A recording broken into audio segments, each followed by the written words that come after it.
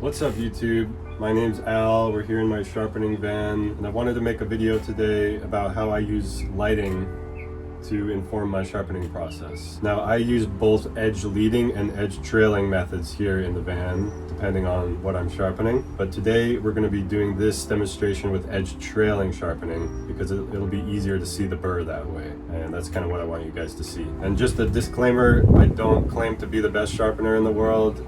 I don't have nearly as much experience as a lot of guys out there, but these are just some basic things that I've learned that are working for me out in the field, and I figured they might help somebody else that's trying to start a sharpening business out there. So let's take a closer look at this machine and see what we're working with. So this here is a Buck Tool low speed 1x30 belt sander. They're very affordable. You can get them on Amazon for about $150. I mean, you can see I have a couple of them here. So the thing I probably love most about it is the speed.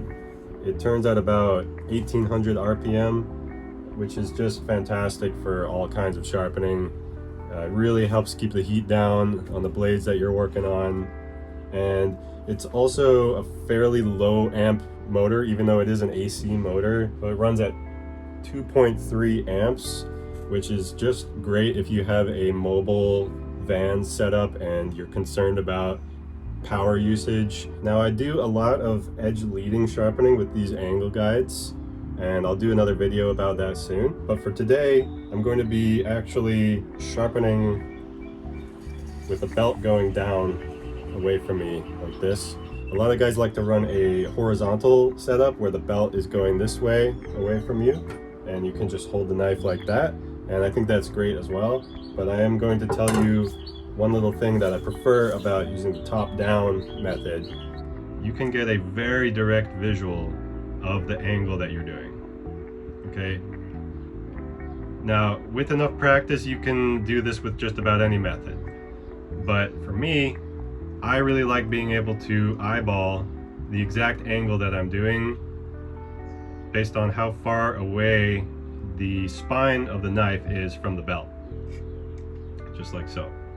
And that's something that you can really get used to, and you can really start to be very consistent with your angles. Now I'm going to do a pass of the knife across the belt, and we're going to see if we get a little burr on the other side.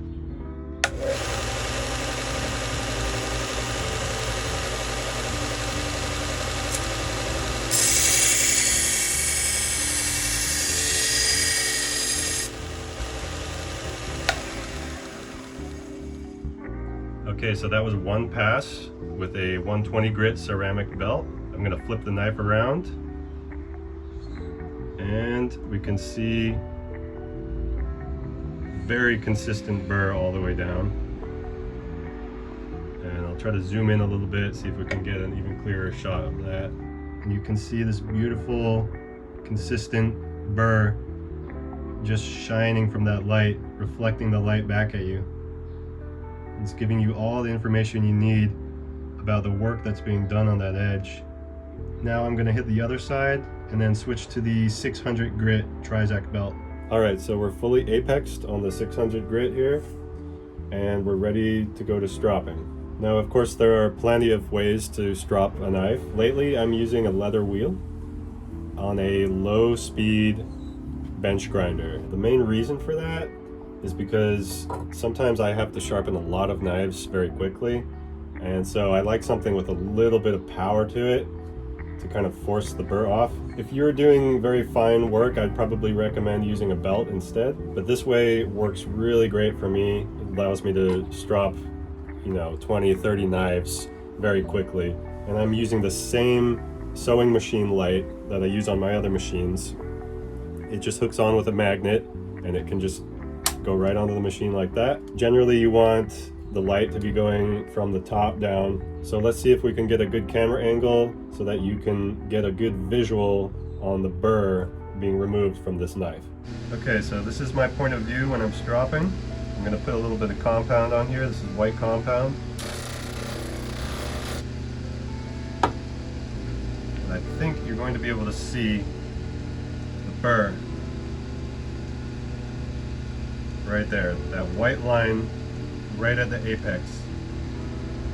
Okay, let's see what happens when we make a pass.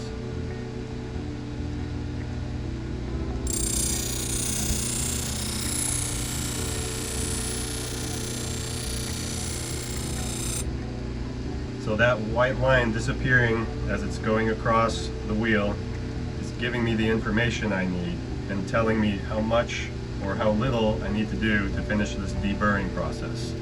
So I'm going to go on the other side, and we may be able to see a little bit of burr that flipped over to this side. I believe we can see a little bit there.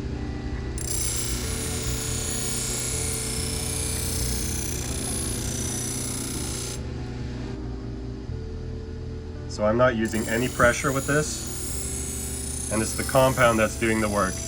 I don't want to press into the leather. I don't want to ruin any of the good apexing that just happened. I just want to gently coerce that burr into popping off. And it looks like we're good to go. All right, this is straight off the leather wheel. Cutting beautifully, going very smooth through the paper.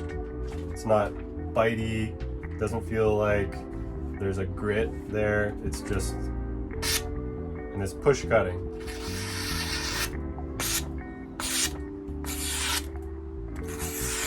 I feel like when you're just starting out sharpening, there's a lot of guesswork, and it can be very discouraging if you're not sure why you're not getting your knife as sharp as you want it to be. So if you can get a good visual for yourself and actually see the burr coming off in real time, I think it can help you a lot. These concepts, this is just theory. Sharpening can be done many different ways, and I don't claim that any of my methods are the best. In fact, I think it's important to have an open mind as a sharpener, because there are so many different ways to approach it, and I find that there's different methods that are best for different situations. If there's anything about my process or this subject that you want to know about, please ask any questions in the comments. I'll be happy to answer all of them. Thanks very much for watching, and I'll see you in the next one.